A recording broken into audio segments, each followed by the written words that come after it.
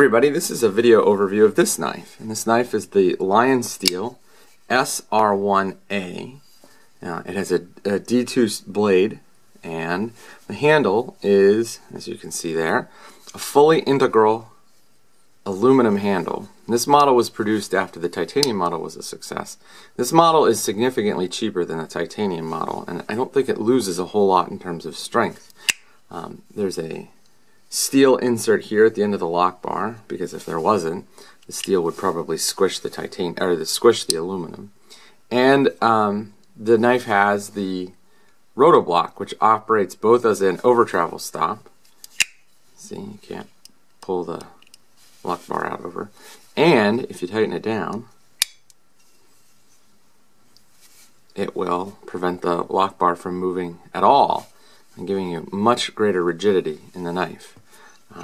In addition to those two features, the stainless steel insert and the roto block, it has the classic Lionsteel pocket clip, and this is a great pocket clip.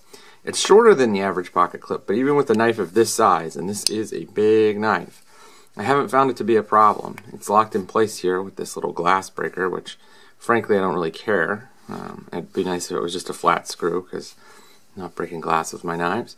But overall, I really like the knife. I like it a lot. In fact, I think I like it probably better than I would like the Lion Spy from Spyderco, which is basically this knife that's been Spyderco-fied. It has a Spyderco hole instead of the thumb stud, but I don't think it's an integral. So this is a really amazing technical achievement, that they're able to produce a frame lock integral knife and sell it for under $200. This is just one of the many feathers in Lionsteel's cap of having superior technology.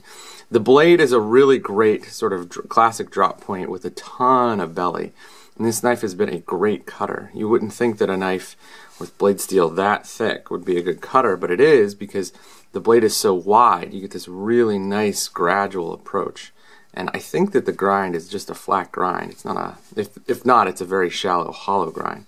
But because the blade is so wide, the thick stock is thinned out quite a bit before you get to this cutting bevel, and the cutting bevel was very even. And you can see this is a pretty high polished satin. I mean, you can get some reflection there, and the overall fit and finish on this knife is superb, just superb. It rides on what look like right there, you can see them, what look like phosphor, or what look like Teflon washers. And I have had no complaints with the deployment speed. The one thing that I would note is, even though this knife is really wide and big, it's actually quite thin. And it's so thin that when you go to open the knife, you don't have a whole lot to grip onto over here. And so it's very difficult to flick this knife open, but you can roll it open quite easily. I don't think that that's like a big drawback, but I know that a lot of people like big knives that fly open quickly. And this is not one of those knives. I'm sure that if I practiced over time, I'd be able to pop it out quicker. But as it is right now, it's pretty much medium speed at very best. There's some jimping up here, which is pretty good, though I'm not sure how much you need it, as the handle really does lock your hand in place. It has a nice thin-ish, thin for the knife, pinch point, a good palm swell here, and then a good hook here at the end to hold your hand in place.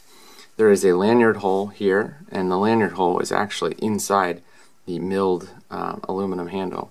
And I didn't think I would really care all that much that it was an integral, but it does give it a certain look. I mean, it's so clean in the handle. It's such a nice look on the back. I mean, everything about this knife is just very well made. And all of this for significantly less than $200 is pretty incredible. You can see there that it has Moletta's name on that side, and then Lionsteel on that side. And I think if we can get it up close, it'll show you. Yep, made in Italy with D2 steel.